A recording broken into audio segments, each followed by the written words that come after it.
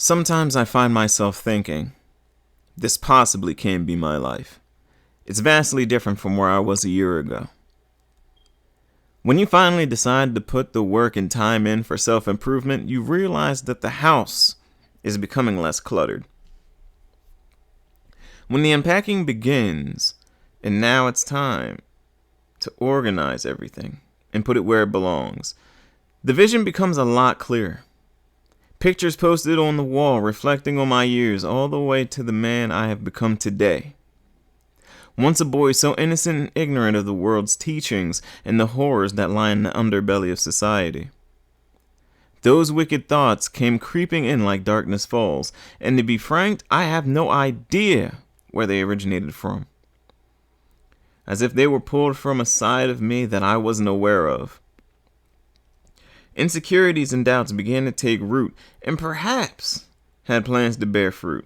But dare I ask, what fruit would it have borne? Luckily, I've never once took a bite, otherwise I would have inherited my first strike. To my dismay, however, others have taken a bite of their fruit, and have had dozens of strikes. When adolescence came knocking at my door, I had no idea what to expect.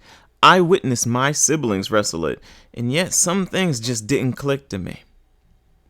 It's easy to strategize before the battle, but once you're in the mud and in the moment, you can only react to what's in front of you. Facing challenges that could very well later on grow into a demon because it was left unchecked. That's what they mean when they say check them at the door, because if you leave something unattended for long enough, it will become a threat. With self-reflection comes the home improvement, and everything feels more in order. Confrontation breeds a newfound view of the world and what really matters. The seeds that have been planted that surround us today is a lot worse from when I came up. Not only are we grappling with decisions from the past that pull us down to the point where we wish to return to Gaia, but now it drags us to hell.